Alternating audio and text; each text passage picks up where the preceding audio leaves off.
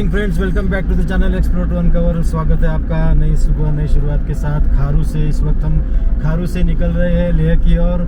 यहाँ पे diesel top up कर लिया है। अभी तक कल से 426 किलोमीटर का ड्राइव हो गया है पहाड़ों में, और ज़्यादातर driving first second third gear में हुई है।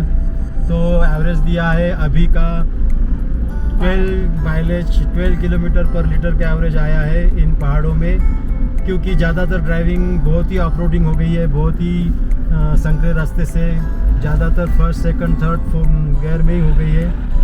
और सेटिस्फैक्ट्री है, नो प्रॉब्लम। आप जैसे जानते हो कि कल हम पैंगोंग से निकले थे, तो रास्ते में चांगला पास से नाइट ड्राइविंग करनी पड़ी। नाइट ड्राइविंग के वक्त स्नोफॉल हुआ था, हेवी स्नोफॉल। गाड़ी स्कीड कर रही थी और बहुत ही स्लो, 6-7 किलोमीटर तो बिल्कुल पहले गियर में ही चलानी पड़ी, धीरे धीरे। और ज़्यादातर आपने देख लिया कैसे घाटियों का रास्ता था, तो उसके कारण फर्स्ट सेकंड गियर में ही ज़्यादातर गाड़ी चली। तो अभी की ड्राइविंग के हिसाब से ठीक है माइलेज। अदरवाइज़ लेह तक का जो माइलेज निकला वो अप्रॉक्सीमेटली 17.5 16.5 के दरमियान का निकला है, तो वो भी बुरा नहीं है। तो कल का जो इंसिडेंस हो गया वो एक थ्रिलिंग और हॉरिफिक एक्सपीरियंस हो गया। गलती से हम लोग शाम के वक्त निकल गए थे आगे, और अंधेरा हो गया। चांगला पास में बर्फबारी हो गई थी, इसलिए रास्ता ब्लॉक हो गया था। 7-8 बाइकर्स भी स्टकअप होके पड़े थे बेचारे। गाड़ियाँ भी रुकी हुई थी। तो रात में हम चांगला पास पे, जो कि second most highest motorable road of India of the world है, तो वहाँ पे -10 डिग्री के आसपास टेम्परेचर था। चारों तरफ बर्फबारी हुई थी, तो वहाँ पे हम कुछ भी रुक भी नहीं सकते थे। तो कैसे तो भी हम लोग निकले धीरे धीरे। वहाँ पे अगर गाड़ी स्टक हो गई रहती थी या फिर हम लोगों को रुकना पड़ता था, तो नीचे भी उतरते थे, तो नीचे भी रास्ते पे बर्फ़ पड़ा था पूरा। तो किस्मत से हम लोग धीरे निकल गए। तो खारू में आके फिर एक तो इन घाटियों में 290 किलोमीटर की हुई थी कल की ड्राइविंग, और घाटियों की 290 किलोमीटर की ड्राइविंग यानी बहुत बड़ी ड्राइविंग हो गई। उस पर से भी जो आइस स्नोफॉल होने वाली घाटियों में रात के समय का जो ड्राइविंग था, बहुत ही थकाने वाला था और माइंड को बिल्कुल सुन्न करने वाला था। आंखों को बिल्कुल रास्ते पे एकदम टिका के रखी थी। तो इस तरह से कैसे तो भी हम लोग जब खारू में पहुँचे तो पहले ही रेस्ट लेना ज़रूरी था। स्टे कर लिया नाइट में, सिर्फ खाए पिए कुछ नहीं, दिन भर खाए नहीं थे, सिर्फ मैगी बना के खाए थे, वही खाए थे। फिर रात में कोई खाने की इच्छा नहीं थी, इतनी थकावट थी कि बस जाते ही सो गए। सवेरे उठ के अभी अपना फ्रेश होके निकल गए। पड़ोस से इंडस वैली, इंडस रिवर जो है खारू से लेके अभी इंडस रिवर जो है, इंडस रिवर चल रही है साथ में, देख सकते हो। अब यहाँ से हाईवे अच्छा है ये वाला लेह तक का, और जो राइट साइड में जो भी पहाड़ी दिख रही है बिल्कुल ऐसे नरम किस्म की मट्टी जैसी पहाड़ी है, तो इसमें भी लैंडस्लाइड वगैरह होने की संभावना है। पीछे अभी लैंडस्लाइड होके रास्ता आधा ब्लॉक हो गया था। तो ये कुछ ऐसे नज़ारे अभी चलते हैं। आज लेह को स्टे करते हैं, आज लेह को एक्सप्लोर करते हैं। आज प्रॉपर लेह में थोड़ा सा घूम फिर के आराम करते हैं। आज के दिन, आज का हमारा 9वां दिन है।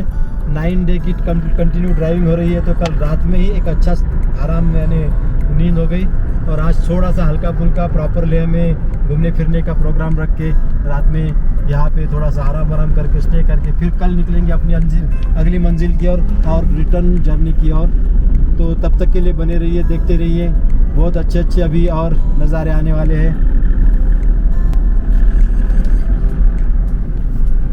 रास्ते में ये रणबीर पूरा करके गांव लग गया। यहाँ के रास्तों करके जो पेड़ है आजू बाजू में ऊंचे, तो उसके नज़ारे कुछ इस तरह से दिख रहे हैं, बहुत ही सुंदर लग रहे हैं।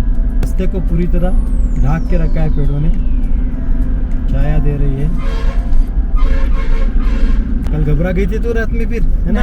अरे वाह, क्या बात करूँ, तो मैं पहले ही समझ गया। जब पता चला आजू बाजू में रात के समय की बर्फ पूरी रास्ते पे और पहाड़ियों पे नीचे ऊपर सारी तरफ बर्फ है, तब जाके रास्ता थोड़ा सा लगा था। अंधेरा होने के कारण पहले पता नहीं चला, लेकिन बाद में जब थोड़ा सा लगा था, तब जाके पता चला कि बर्फ तो बहुत सारी पड़ी हुई है रास्ते पर भी। मेरी हिम्मत तब जवाब दे गई जब गाड़ी स्कीड करने लगी। पहली बार स्कीड की। हाँ, जब पहली बार स्कीड कर लिया रास्ते पे गाड़ी ने एकदम से, तब मुझे एकदम अंदाजा हो गया कि रास्ते पे कितनी बर्फ है। हाँ। और गाड़ी का अब मुश्किल है थोड़ा सा ये करना। तब से मैंने तो बिल्कुल पहले गियर में डाला, तो बस पहले गियर में ही चलाया फिर। लेकिन धीरे धीरे चले तो वो हिम्मत करके चले, इसीलिए हो गया।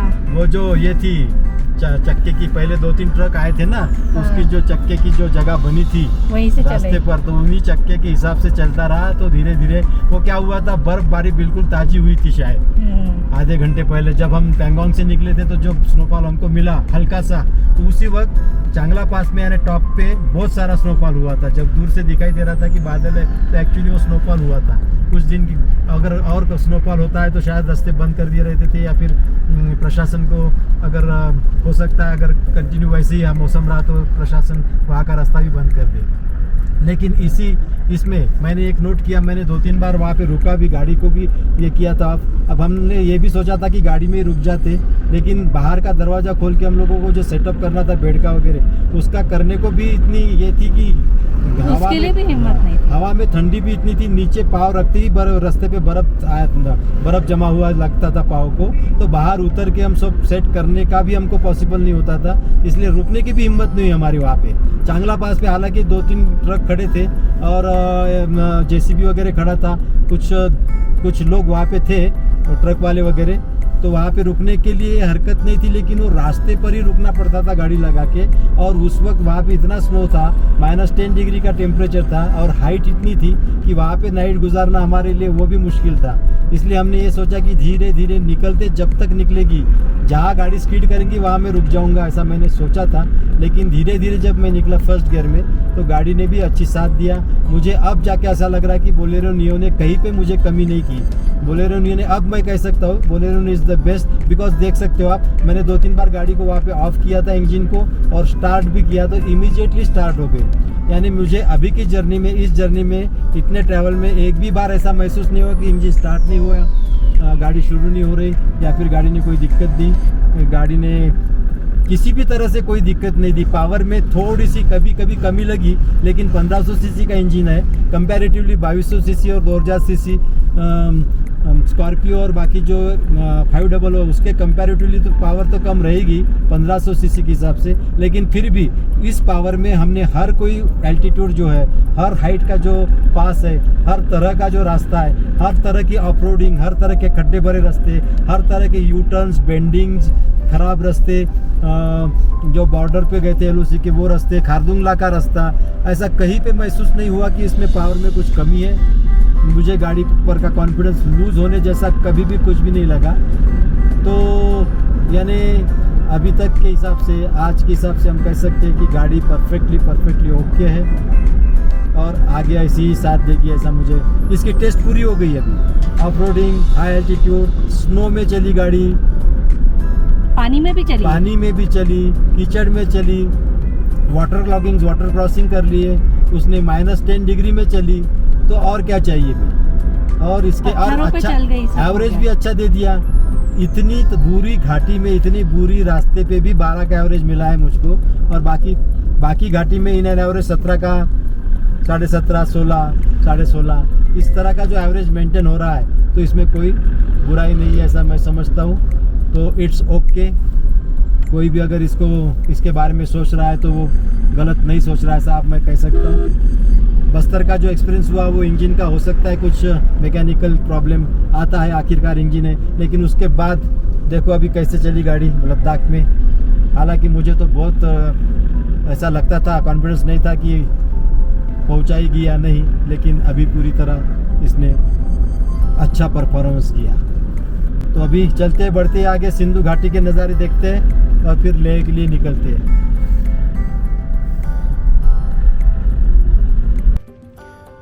सिंधु घाटी व्यू पॉइंट, यहाँ पे हेलीकॉप्टर है, चॉपर है, और ऐसे सिंधु घाटी का पूरा व्यू यहाँ पे नज़र आ रहा है, देख सकते हो।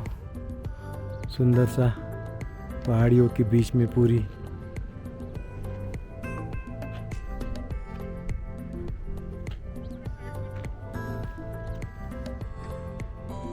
एक्चुअली ये है इंडस वैली घाटी, सिंधु रिवर, सिंधु घाटी के नज़ारे। और यहाँ ये गैलरी बन रही है अभी यहाँ पे सिंधु घाटी के नज़ारे देखने के लिए, बेहद खूब।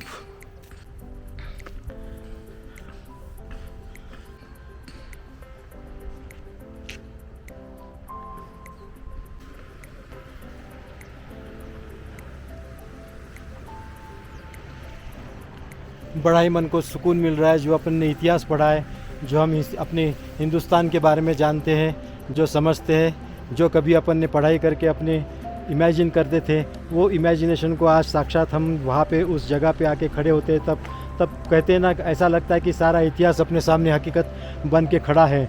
जो सिंधु घाटी, जो हमने किस तरह से उस वक्त की संस्कृति होगी, कैसे लोग रहते होंगे, तो आज यहाँ आने के बाद फिर वो सारा जागरूक होता है इंसान। वो फिर से अपने आंखों के सामने फिल्म खड़ी करने लगता है कि उस वक्त कैसे होगा यहाँ का नज़ारा, कैसे रिवर होगी, कैसे लोग रहते होंगे। तो ये एक हमारे सामने उसका 100% रियल फिल्म तो नहीं होती, लेकिन अपने आप में एक इमेजिनेशन होती है और वो हम करने लगते हैं। लेकिन फीलिंग जो होता है उसका जो फील, उसका जो एक्सपीरियंस, उसके बारे में जो मन में ख्याल आते हैं, तो वो भी अपने आप में एक कितनी तो भी खूबसूरती पैदा कर देती है अपने जहन में। वही आज हम फील कर रहे हैं। बड़ा अच्छा लग रहा है, बड़ा सेटिस्फैक्टरी लग रहा है यहाँ के।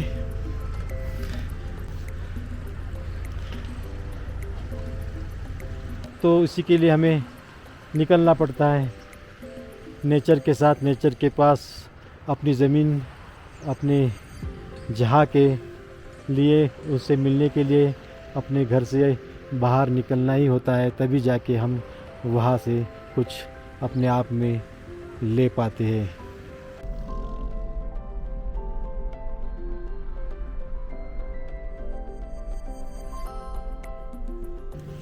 ये आ गए इस वक्त हम काली माता मंदिर पे लेह के, और यहाँ से देख सकते हो ऐसा कुछ व्यू नज़र आता है।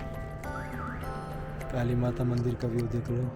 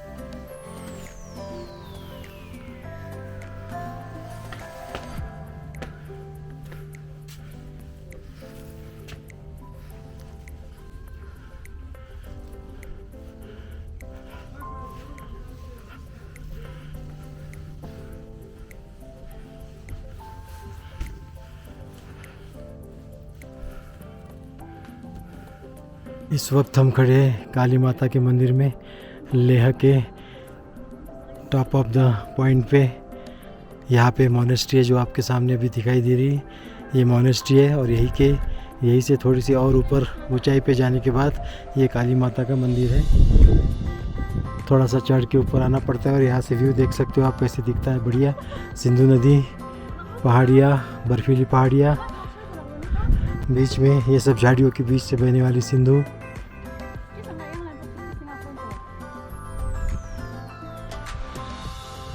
और ये यहाँ से लेह सिटी के नज़ारे, एयरपोर्ट स्ट्रिप।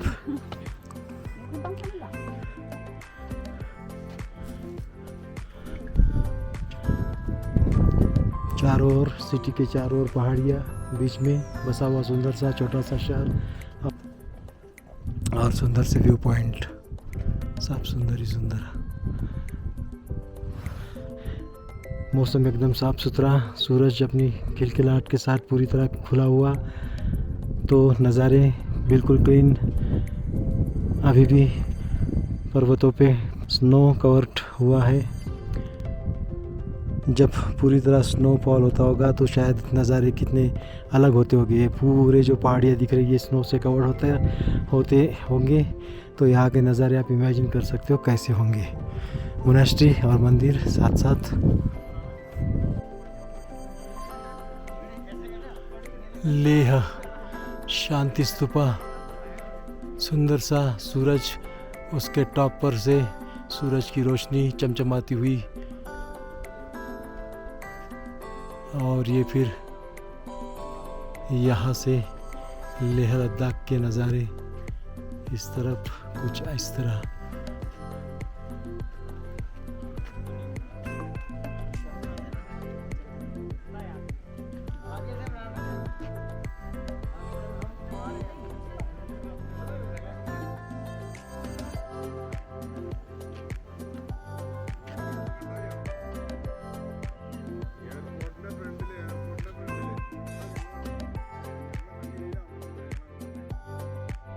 वक्त तो चला लेह को बाय बाय करने का। यहाँ की यादें, यहाँ की राहें मन में बिठाकर आगे बढ़ने का अगली मंजिल की ओर, जो कि रहेगी मनाली।